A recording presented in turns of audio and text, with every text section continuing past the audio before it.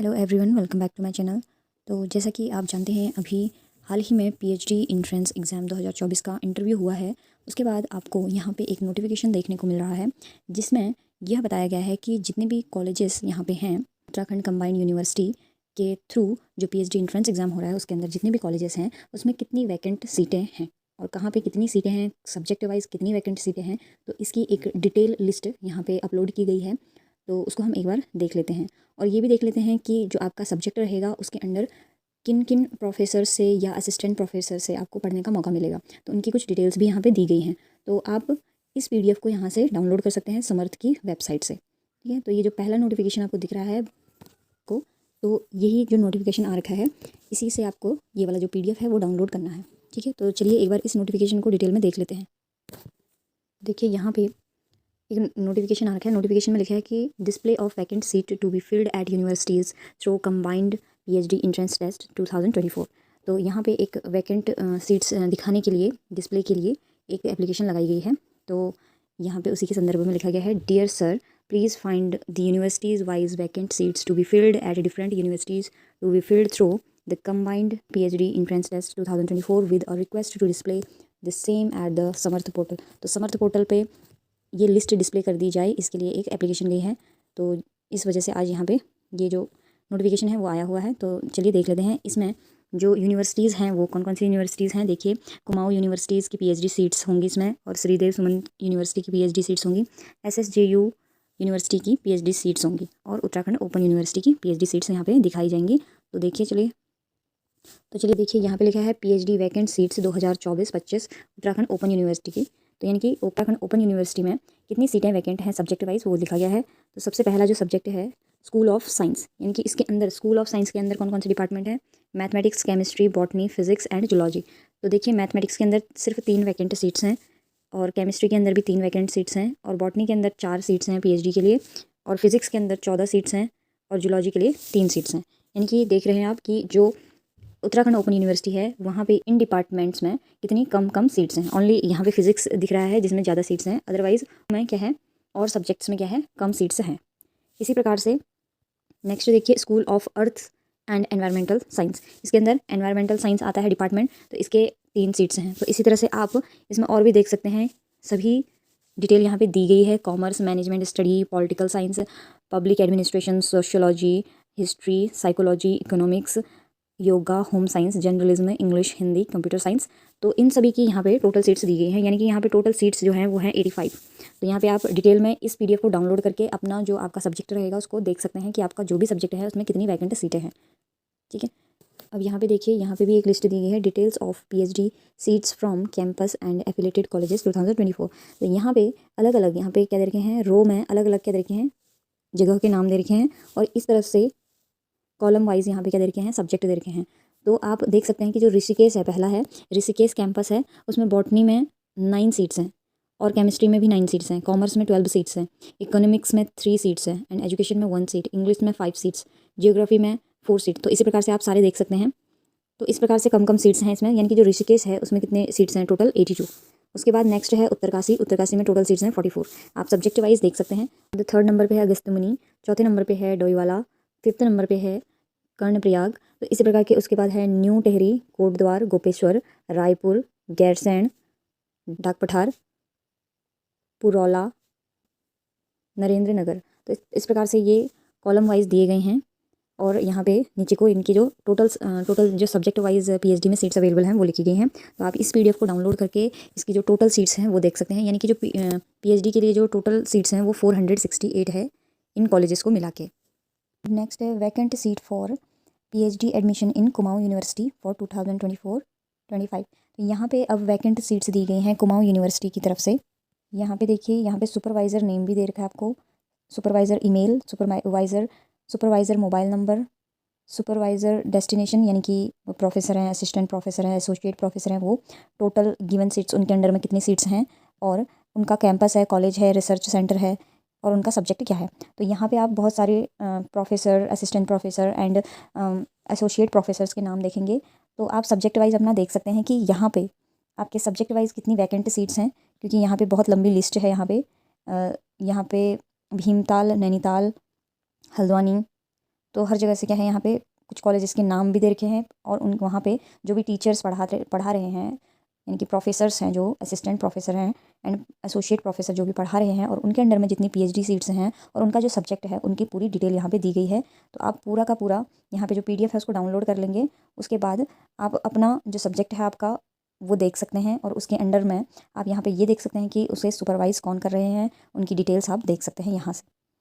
तो इससे आपको एक आसानी हो जाएगी कि हाँ, आपका जो सिलेक्शन है, आपका जो इंटरव्यू हुआ था उसके बाद सिलेक्शन का कितना चांसेस है। अगर आपकी सीट्स ज़्यादा होंगी तो निश्चित ही आपका जो सिलेक्शन है वो जल्दी से हो जाएगा।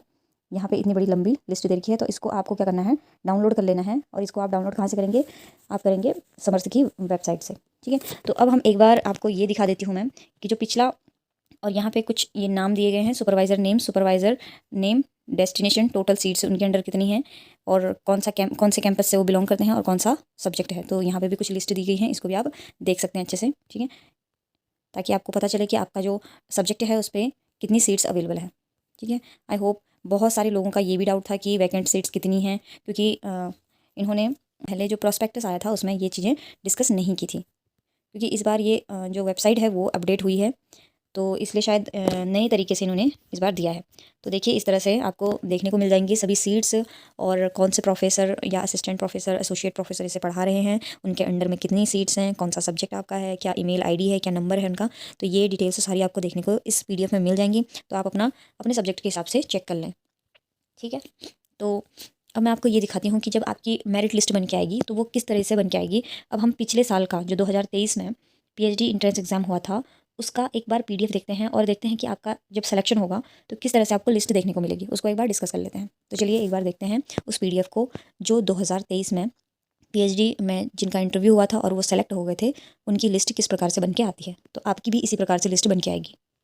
तो यहाँ पे देखिए, कुमाऊं यूनिवर्सिटी नैनीताल की तरफ से 16 फरवरी 2024 का ये नोटिफिकेशन है, जो कि आरडेट 2023 यानी कि जो पीएचडी प्रवेश परीक्षा है, रिसर्च डिग्री एंट्रेंस एग्जामिनेशन 2023, तो उसमें जितने भी पास आउट एंट्रेंस एग्ज़ाम में जो पास हुए थे और जिनका इंटरव्यू भी क्लियर हुआ था उनके लिए, और जो एग्जाम्प्टेड थे, ठीक है, उनके लिए तृतीय काउंसलिंग में प्रतिभाग के जाने के लिए यहाँ पे ये नोटिफिकेशन आया था। यानी कि थर्ड काउंसलिंग हुई थी 16 सितंबर के आसपास, ठीक है।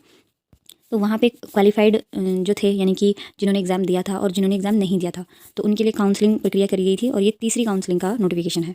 तो यानी कि इसी तरह से आपका भी नोटिफिकेशन आएगा अब एक आध महीने में, एक महीना मान के चलिए कि काउंसलिंग के लिए सीधा नोटिफिकेशन ही आएगा आपका।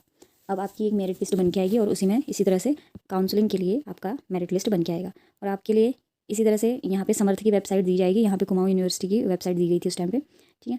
तो यहाँ पे कुछ डिटेल्स दी होंगी, आपको कहाँ जाना है काउंसलिंग लेटर वगैरह लेके, कितने बजे जाना है, काउंसलिंग फ़ीस कितनी होगी, कौन सी डेट को जाना है, ठीक है। तो ये डिटेल्स आपकी लिखी होंगी। यहाँ पे दूसरी डेट होगी, और यहाँ पे दूसरे फ़ी हो सकती है बढ़ जाए, ठीक है। नेक्स्ट यहाँ पे देखिए निर्देश में दिया होगा कि जिनका काउंसलिंग प्रक्रिया में नाम आया होगा वही क्या करेंगे, इसमें काउंसलिंग में प्रतिभाग कर सकेंगे, और जो फीस सबमिट करेंगे वही प्रतिभाग कर सकेंगे, ठीक है। और काउंसलिंग लेटर वगैरह आपको लेके जाना पड़ेगा अपना, ठीक है, कि आपका काउंसलिंग में नाम आया है, आपका मेरिट लिस्ट में नाम आया है, इसको आपको लेके जाना पड़ेगा काउंसलिंग लेटर, ठीक है। और जो महाविद्यालय में ऑलरेडी शिक्षक हैं पीएचडी प्रवेश में, उन्होंने आवेदन किया हो अगर इस बार भी, तो उनकी भी क्या होगी, विश्वविद्यालय की वेबसाइट पर उनकी भी सूची क्या जाती है, अपलोड कर दी जाती है। और ऐसे नियमित शिक्षकों को उनके विषय की काउंसलिंग हेतु शुल्क ऑनलाइन जमा कराकर निर्धारित तिथि को संबंधित विभाग में उपस्थित होना अनिवार्य है। यानी कि अगर इस बार भी किसी ने जो शिक्षक हैं, नियमित शिक्षक हैं, उन्होंने पीएचडी का एग्ज़ाम भरा होगा, तो उनकी भी एक काउंसलिंग की एक लिस्ट आएगी, मेरिट लिस्ट आएगी, जिसके बाद वे काउंसलिंग शुल्क जमा करेंगे और निर्धारित तिथि में क्या करेंगे, अपना काउंसलिंग करवाने के लिए जाएंगे। अब नेक्स्ट और इम्पोर्टेंट पॉइंट है कि जितने भी अभ्यर्थी अब इसमें पास आउट होंगे और जितने लोगों की भी मेरिट लिस्ट में नाम आएगा फर्स्ट काउंसलिंग में, ये तो थर्ड काउंसलिंग की बात है यहाँ पे, लेकिन आपका फर्स्ट काउंसलिंग होगा तो वहाँ पे आपको इसी प्रकार का मिलता जुलता आपको नोटिफिकेशन मिलेगा, ठीक है। तो वहाँ पे 100 प्रमाणित किए हुए आप क्या ले जाओगे, डॉक्यूमेंट्स ले जाओगे। तो उसमें कौन कौन से ले जाओगे चीज़ें, समस्त शैक्षिक प्रमाण पत्र ले जाओगे, जितनी आपने पढ़ाई कर रखी है उनको ले जाओगे, उनको क्या करोगे, सेल्फ अटेस्टेड करोगे, यानी कि 100 प्रमाणित करोगे। उसके बाद आरक्षित श्रेणी से संबंधित उत्तराखंड शासन द्वारा निर्गत वैध प्रमाण पत्र, यानी कि आरक्षित श्रेणी से अगर आप हैं तो उससे अंतर्गत जितने भी वैध प्रमाण पत्र हैं वो सब ले जाने होंगे आपको। फिर तीसरा, जिन्होंने पीएचडी प्रवेश परीक्षा यानी कि 2024 इस बार दी है, तो वो क्या ले जाएंगे, अपना ये सर्टिफिकेट, स्कोर कार्ड वगैरह ले जाएंगे, जिनका जो भी पास है, ठीक है।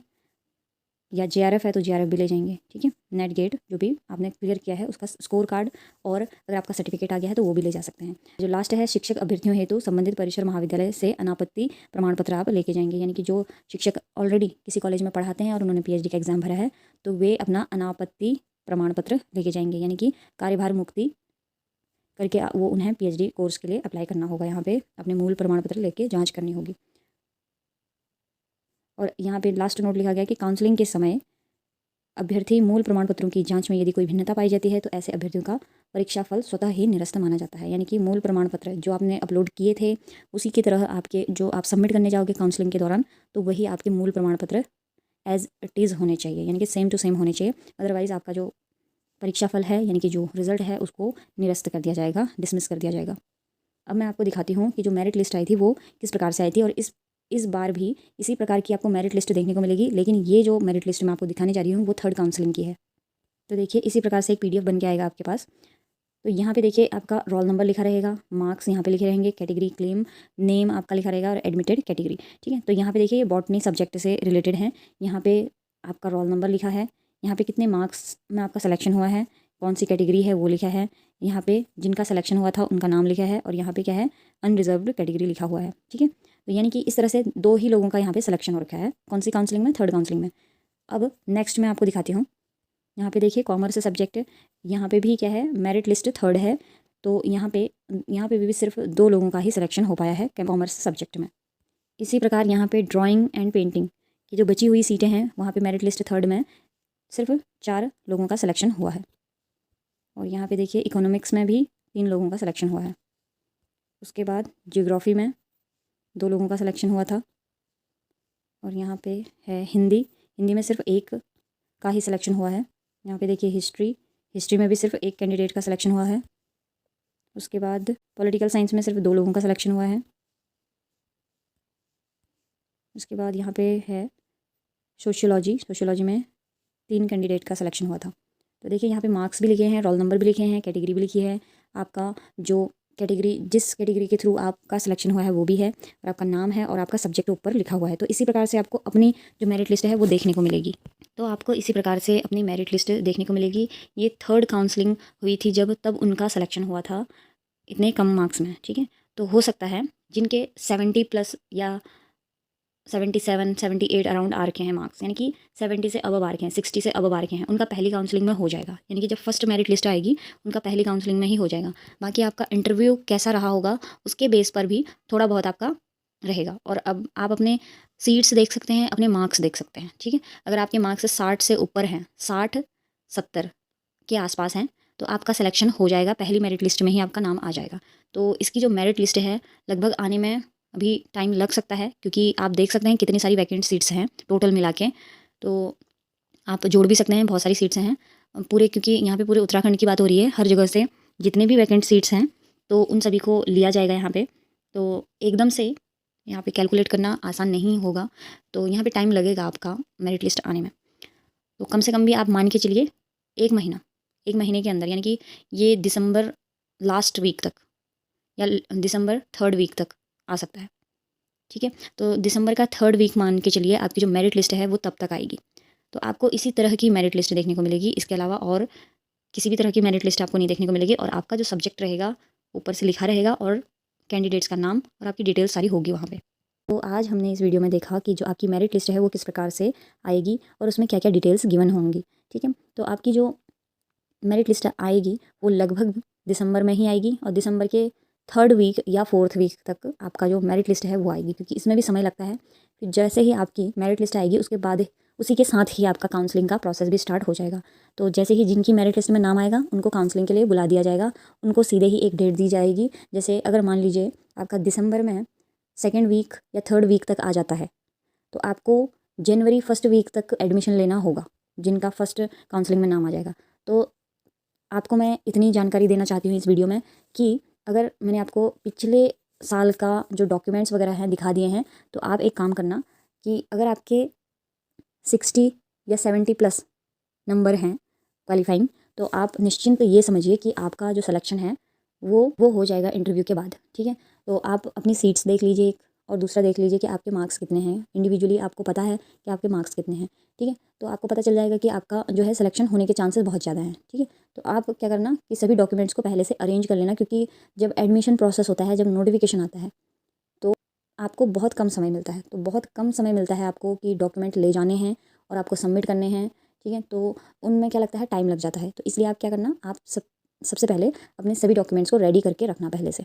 और आपको वेन्यू जहाँ पे भी मिलेगा, जहाँ पे भी आपको वेन्यू मिलेगा, वहाँ पे आपको जाना है और अपने डॉक्यूमेंट्स सभी वेरीफाई करके आना है, ठीक है। तो ये कब होगा, जब आपकी मेरिट लिस्ट आएगी, उसी के साथ ही आपको नोटिफिकेशन मिल जाएगा कि आपकी पहले काउंसलिंग फ़ीस भरेगी और उसके बाद ही आपको क्या करना पड़ेगा, काउंसलिंग के लिए अप्लाई करना पड़ेगा, ठीक है। और काउंसलिंग के लिए वही अप्लाई कर पाएंगे जो इस इंटरव्यू में पास होंगे, जिनका मेरिट लिस्ट में नाम आएगा। जिनका मेरिट लिस्ट में नाम ना आए पहली बार में, तो निराश मत होना, क्योंकि सेकंड काउंसलिंग भी होती है इसमें, थर्ड काउंसलिंग भी होती है। आपको जो मैंने अभी लिस्ट दिखाई वो थर्ड काउंसलिंग की ही थी। तो अगर वैकेंट सीट बचती हैं तब जाके थर्ड काउंसलिंग होती है। कभी कभी वैकेंट सीट बच जाती हैं इसलिए थर्ड काउंसलिंग होती है। अदरवाइज़ आप मान के चलिए कि 2 काउंसलिंग पॉसिबल है कि होंगी। थर्ड काउंसलिंग का चांस कम हो सकता है, लेकिन 2 काउंसलिंग ज़रूर होंगी, ठीक है। तो एक काउंसलिंग के बाद दूसरी काउंसलिंग तो होती ही होती है। तो अब मैं नेक्स्ट वीडियो में जब भी काउंसलिंग से रिलेटेड या आपकी मेरिट लिस्ट के रिगार्डिंग जब भी कोई नोटिफिकेशन आएगा, तो उसके साथ मैं आपसे मिलती हूँ। तब तक के लिए थैंक यू सो मच मेरा वीडियो देखने के लिए। Please do like, share and subscribe to my channel. Thank you so much.